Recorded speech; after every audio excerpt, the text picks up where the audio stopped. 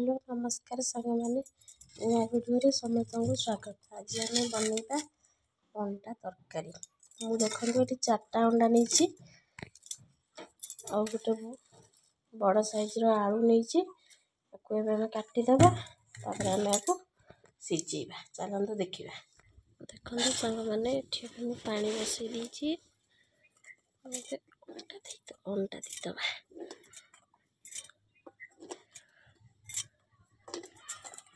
मैंने आलू देदबा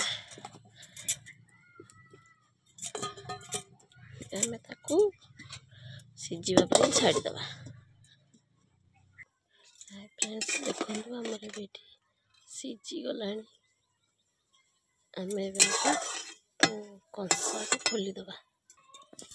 देखो फ्रेंड्स मुझे गोटे बड़ साइज टमाटो नहीं कि पियाज कि रसुण अदा सब मिक्स कर ग्राइंडर करदेवी। सब मिक्स करदिए कहीं पियाजटा भी ग्राइंडर टमाटोटा कले कलर आसे पियाजटा ग्राइंडर कले तरकारीटा बढ़िया हुए। मुझे कली गोटे मिनट्रे आसली आम तेल पकई नवा कहीं अंडा भाजवा कि हलदी देदेले कि लुण देदबा आम अंडा देदबा।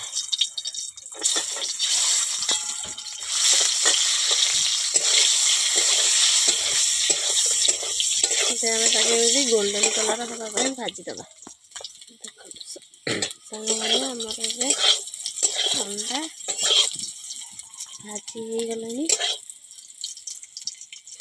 ये खोलीदबा। आम से तेल कि तेल दे अंडा तरकारी प्रस्तुति करवा। आम मसला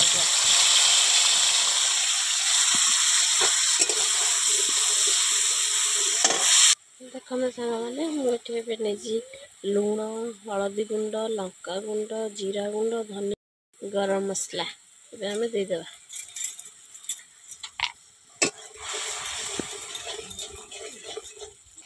आम कषा कंचा तेल बाहर पर्यंत मसला कषा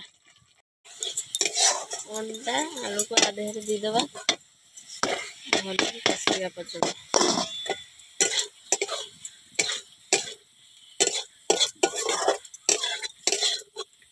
देखो सुंदर देखा जाए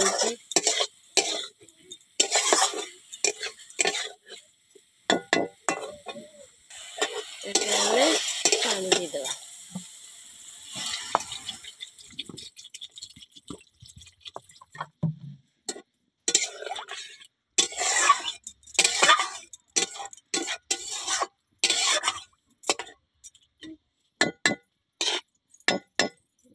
फुटा छाड़ीदबा तरकारी फुटीगला आम खोलीदबा। देखो सांग मैंने अंडा तरकारी आम रेडी। अबे वीडियोटी भल लगे लाइक करेंगे शेयर करेंगे सब्सक्राइब करेंगे और गोटे कमेंट भी छाड़े। एमती अंडा तरकारी थे रुटी हो भात हो खाइबे देखिए बहुत भल टेस्टी लगे। मुझे रोचे नमस्कार जय जगन्नाथ।